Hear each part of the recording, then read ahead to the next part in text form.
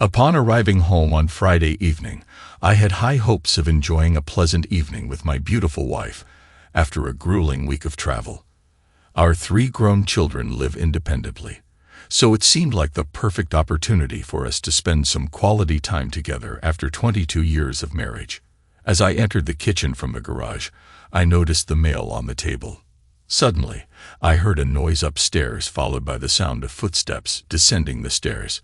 To my delight, my attractive wife, who is 45 years old, entered the living room wearing a short robe that never failed to ignite my excitement. "Oh, you're early," she exclaimed. "I didn't expect you so soon."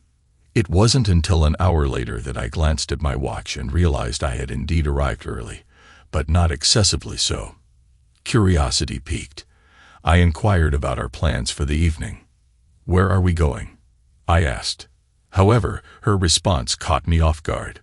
"Well, I'm leaving," she stated matter-of-factly. "I don't know what you're doing, okay?" My heart sank as I realized my weekend plans had suddenly been shattered. "What do you mean you're leaving?" I questioned, desperately seeking answers. "And with whom?" Her gaze shifted towards a small bag of belongings placed at the end of the sofa. "I have a date with William Strathmore," she revealed. "This is for the weekend. I'll be back on Sunday night, and then we can discuss it further." I was dumbfounded by her revelation. As I tried to process the situation, I realized I needed support. Without hesitation, I reached for my mobile phone and dialed my daughter's number. "Hello, Daddy. What's the matter?" she cheerfully answered. Determined not to be the bearer of bad news, I grabbed her mother's purse and emptied its contents onto the coffee table. "I need you to come here immediately," I pleaded. "Your mother has injured her head, and she needs us." Before I could say anything else, my daughter abruptly ended the call. I then contacted my son, instructing him to call his brother and urgently join us. "Dad, what the hell is going on?" he exclaimed, but I swiftly ended the conversation. Feeling a sense of urgency, I dialed my wife's parents and relayed the same message. Their response mirrored my confusion, resulting in a cacophony of raised voices and distress. Upon regaining consciousness, Judith's purse spilled its usual contents: credit cards, keys, and even a surprising stash of 12 packs of Trojan condoms. However, what caught my attention was the presence of a vasectomy confirmation email from the Marriott Hotel in Kenilworth, along with the details of rooms 703 to 710. Recalling my encounters with William Strathmore, whom I believed to be one of the pediatric surgeons at Judith's workplace, I couldn't help but feel a sense of unease. Over the past 5 years, I had crossed paths with him a few times during hospital Christmas parties, and his slimy demeanor was the most generous description I could muster. Although his wife possessed stunning beauty, there seemed to be underlying issues within their relationship. Taking charge of the situation, I confiscated the credit cards and car keys, ensuring that Judith wouldn't have immediate access to them. As a precautionary measure, I tucked the email securely into my pocket. With a sense of urgency, I retrieved my mobile phone and unlocked it using our anniversary date as the passcode. Safety. Since Judith was still occupied upstairs, I seized the opportunity to consult the emergency contact list from her workplace, hoping to find a way to reach this dubious doctor. While his cell phone number proved unnecessary, his home phone number could potentially shed light on the situation. Dialing the number, I anxiously awaited a response. To my surprise, someone answered after just 2 rings. Realizing that I had dialed Mrs. Strathmore's number, I hesitated for a moment. However, I mustered the courage to explain the situation. "Oh dear, I was waiting for your call, but I don't recognize this number. Is everything all right?" Mrs. Strathmore inquired. Confirming my identity as David Collins, the husband of the head nurse at the hospital where her husband worked, I reminded her of our previous conversations. Mrs. Strathmore acknowledged the familiarity and expressed her anticipation of a call from William. Sensing the urgency, I cautiously revealed my suspicions. "Your husband isn't at home, is he? I just had an argument with my wife, and she informed me that she would be spending the weekend with him at the Marriott in Kenilworth until Sunday evening." Mrs. Strathmore's confusion was evident as she questioned the validity of my claims. In response, I shared the email confirmation I had saved, which detailed the reservation of 7 adjoining rooms. Upon reviewing the emergency contact list, I came across the phone number of Corinne Adams, the hospital's director of health. I was familiar with her as she was a close friend of my wife.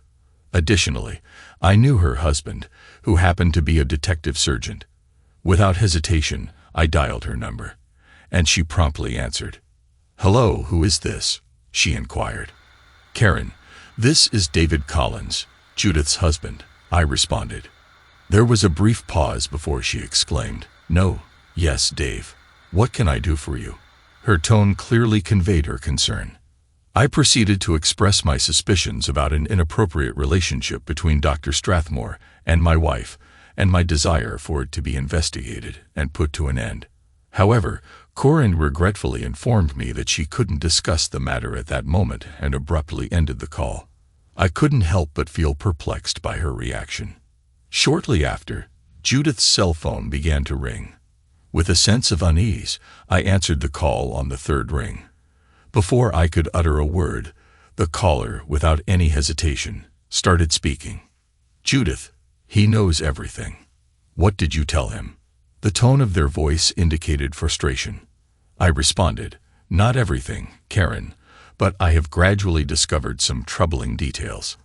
The shrill sigh on the other end of the line provided a clear indication that our conversation was coming to an end. "Goodbye," they said, and abruptly hung up. I couldn't help but find the situation rather peculiar. Without delay, I obtained Judith's home phone number and dialed it. After 4 rings, a man answered the call. "Look, I don't want to upgrade my cable service," I stated, trying to clarify the situation. "Jerry, it seems like you've had a rough day," I continued. Confused, he asked, "Who is this?" I replied, "Dave Collins, Judith's husband." Recognizing my name, he confirmed, "Yes. What's the matter?" I explained to him the events that had unfolded and my suspicions. I also mentioned that I believe there may be more individuals involved, not just the 3 of them. There was a moment of silence on the other end of the line. "Are you thinking the same thing as me?" I asked, seeking confirmation. He responded, "I'm not entirely sure what I'm thinking, but one thing is certain. Judith won." The neckline of her dress descended nearly to the waist and was slit on the right side, extending to mid-thigh. Upon noticing her purse carelessly tossed onto the table, she exclaimed in frustration, "What the I need to leave and you've thrown away all my belongings." Hastily gathering her things, she moved toward the table, but I interjected forcefully, "Oh no, you're not leaving. Not now. Be quiet and leave." Despite her trembling protest, she asserted, "I don't belong to you. I can do as I please." In response, I asserted my own agency, remarking, "Well, in that case, so can I." With a swift motion, I seized the low neckline of her dress and tore it down, leaving her technically exposed, clad only in an open-cup bra, a French lace garter belt, and a smoky gray lace top paired with seam stockings. Amidst her shocked cries, she lamented, "My dress." However, I retorted, "No, this isn't your dress. I bought it for our 25th wedding anniversary, along with most of the undergarments you wore. If you intend to leave tonight, you won't be wearing this dress." Interrupting our tense exchange, my cell phone rang. Answering the call, I identified the caller as Mary Strathmore. She informed me that I had been correct in suspecting the car's theft, and she had reported it to the police. Explaining that the car was registered in her name as she had bought it for me, she revealed that the authorities had apprehended the perpetrator, who falsely claimed to be my husband and therefore entitled to drive the car. In response to his plea for legal assistance, she stated her intention to rectify the situation, expressing her regret over the predicament. Before ending the call, she conveyed a message for my wife, indicating her willingness to assist her in the future. As the conversation unfolded on speakerphone, Judith's shocked gasp and outcry resonated throughout the room. My children, sensing the tension, rushed in. Concerned for their mother's well-being, they inquired about the situation, expressing their dismay at the torn dress and directing accusatory glances toward me. Judith regained consciousness and surveyed the tense atmosphere in the room. She could feel the weight of her parents' disappointment and anger. Her mother's eyes were filled with concern, while her father's face was red with fury. Judith knew she had a lot of explaining to do, but she also realized that her actions had consequences beyond her own life. "I'm sorry," Judith whispered, her voice barely audible. "I didn't mean for any of this to happen." Her mother rushed to her side, holding her hand tightly. "Judith, what were you thinking? How could you jeopardize your marriage like this?" Judith looked down, unable to meet her parents' gaze. "I don't know. I was confused and made a terrible mistake." Her father's anger simmered, but his disappointment was evident. "Judith, we raised you better than this. You need to take responsibility for your actions." As the weight of her choices sank in, Judith felt a deep sense of regret. She had let herself and her loved ones down. She knew she had a long road ahead to rebuild the trust she had shattered. "I understand," Judith said, her voice filled with remorse. "I will do whatever it takes to make things right again." Her mother squeezed her hand, offering a glimmer of support amidst the turmoil. "We love you, Judith, but you need to learn from this and make amends. It won't be easy, but we'll be here for you." Judith nodded, tears streaming down her face. She knew that rebuilding her life would be a challenging journey, but with the love and support of her family, she was determined to find her way back to redemption. Hysterical, she pleaded with her mother for assistance. "Do you require assistance? Perhaps you should consider reaching out to your sister for help. You had promised to assist her with your mother. Maybe she can reciprocate the favor by helping you using those very words." I handed the note to her father and dialed her sister's number. As he read it aloud, the phone was answered. "Greetings. Is this David?" "Yes, Mavis, how are you? How is our mother faring?" "She is fine." "Oh, indeed, she is doing well. Judith has been incredibly helpful. I don't know what I would do without her. May I speak with her, please?" "Well, she is currently occupied. How about if I ask her to call you back later?" Mom snatched the phone and scolded her second daughter. "This is unnecessary, you self-centered and insensitive mother." Her sister screamed in a state of hysteria. Judith couldn't bear it any longer and collapsed onto the floor. Now she stood almost completely exposed in front of her children and parents. "Do not bother inquiring about my well-being, Mavis." She concluded the conversation amidst the muffled cries of her second daughter. Around that time, my phone rang once more. "David, it's Jerry. You were correct. I obtained a search warrant for 7 rooms at the Marriott Hotel. We conducted a search using a missing persons warrant that I had sworn in, and we discovered 12 additional individuals, including my wife, 3 male doctors, 4 female doctors, 4 nurses, and another female member of the HR team, as well as my wife. I deeply apologize, Dave. Truly sorry." "Me too, Jerry, but it is what it is. Thank you." I turned to my soon-to-be ex-wife. "Go upstairs and change into something appropriate. Then leave my house." She struggled to stand, her voice filled with sorrow, and turned to ascend the stairs. However, she paused and pleaded, "Please don't discard me like this." "Oh, so now you're concerned about being cast aside after ruining our marriage with your 'it's my body, I'll do as I please' nonsense.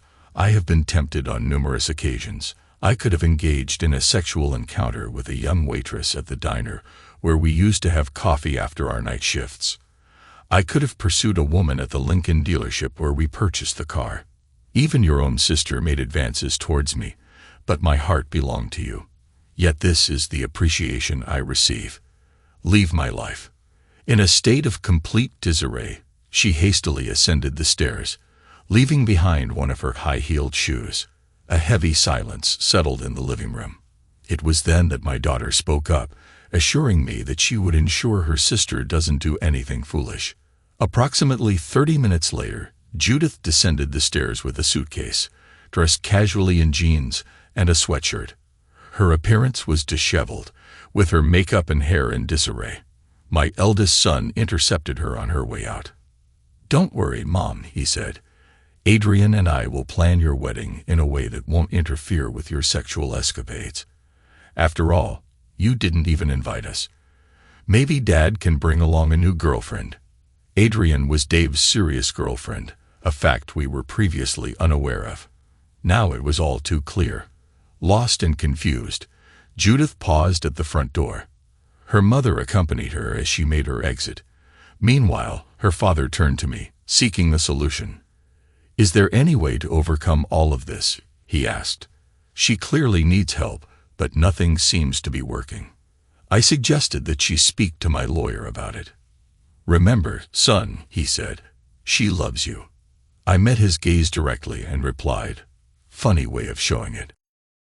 It was ironic how they all spewed the same excuses, adults consenting to their actions, only realizing their wrongdoings when caught.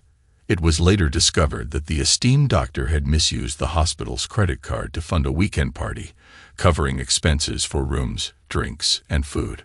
The hospital attempted to keep the incident under wraps, listing 8 participants as being on duty or attending a fictitious official seminar or hospital event.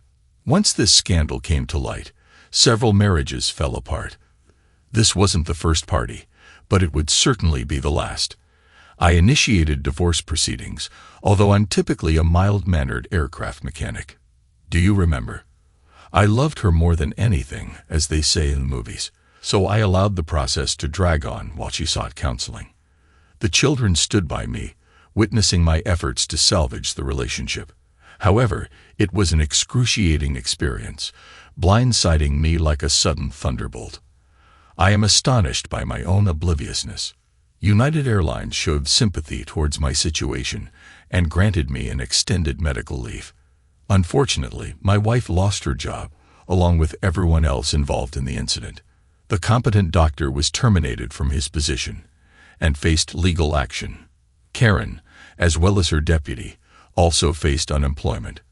This unfortunate turn of events resulted in a severe shortage of nurses, leading to several doctor positions becoming available. Regrettably, my wife became the latest member to be recruited by a sex club that was actively seeking new participants. She had been noticed for quite some time, and Karen had been persuading her, claiming that she deserved to have some fun. I was completely unaware of this. Moreover, many husbands derive pleasure from their wives engaging in sexual activities with other men. It took 6 months, but eventually, they convinced her. It took more than a year, but I loved my wife dearly and couldn't imagine my life without her. I constantly questioned whether it would be better to have her in my life or not. I monitored her closely, bombarding her with inquiries about the state of our relationship. She reported to me, and I listened attentively. This behavior began to drive her insane. However, after considering the advice of her therapist, her parents, and our children, she realized that I was putting in an incredible effort and that she loved me. I truly believed her. I decided to take legal action against the hospital and Dr. Strathmore. I had to wait in line behind his wife's divorce case, but I was ahead of the other victims. Together, we sought justice. The hospital faced unfortunate consequences. My children and I reached a settlement out of court, receiving a substantial sum of money, which remains confidential. The remaining plaintiffs were awarded a significant amount in sealed settlements. Unfortunately, my daughter-in-law faced rejection from society. I am unsure if her parents have spoken to her yet. Am I fortunate with the outcome? Am I satisfied with how everything unfolded? Perhaps it was due to the perfect timing of my mental clarity and the unwavering support from my children and friends. I never believed that I took my marriage for granted, but perhaps I did. It took over a year, but we have managed to rebuild our relationship, and our intimate life has become incredibly satisfying. Sometimes she weeps in the aftermath of intimacy and expresses remorse for the pain she has caused. However, there has been gradual improvement, and as I mentioned before, I deeply love her. Please do not mistake my affection for weakness. Approximately 8 months after that tumultuous period, I enthusiastically bid farewell to the doctor as he exited the gym. I administered a severe beating, resulting in 3 broken fingers and a crushed testicle. His once attractive appearance is now a thing of the past. Fortunately, I had the fortune of being accompanied by a police officer at that moment. Life moves forward. I understand that my actions may be considered distasteful and cruel, but one should never provoke my wife. Thanks to everyone who took the time to listen to today's stories. If you enjoyed it, please consider liking and subscribing if you haven't already. Feel free to share your thoughts on the events in the comments below. Take care.